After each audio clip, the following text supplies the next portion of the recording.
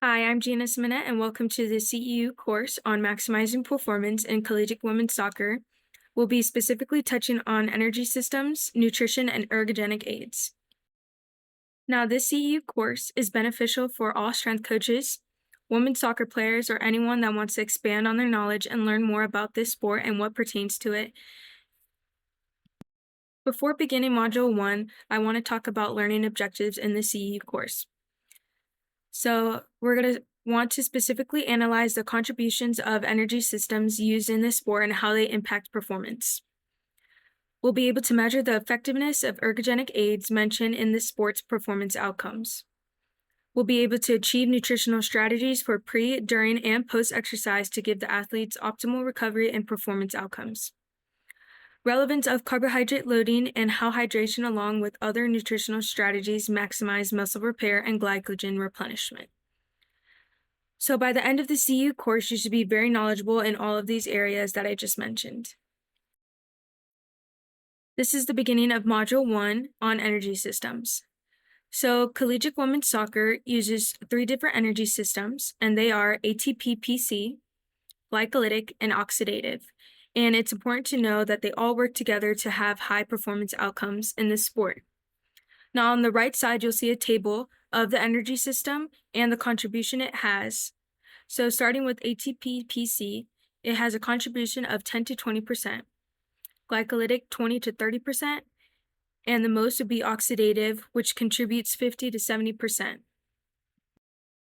Moving on to energy systems for specific positions in soccer.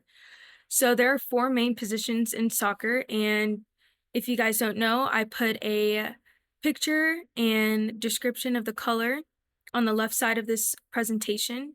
So starting with, in red is the goalkeeper, and they are at the end of each goal. Then we have in orange defenders. There are usually 4. We have in blue 4 midfielders. And then we have in purple 2 players, and they are in the forward position. Now that you have a better understanding of the positioning of these positions in soccer, on the right side I provided a table, and it's describing the position and the amount of percentage of energy system that they use and perform when in a game.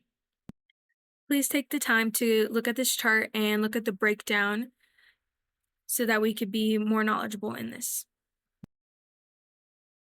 Going into nutritional needs to optimize performance and recovery.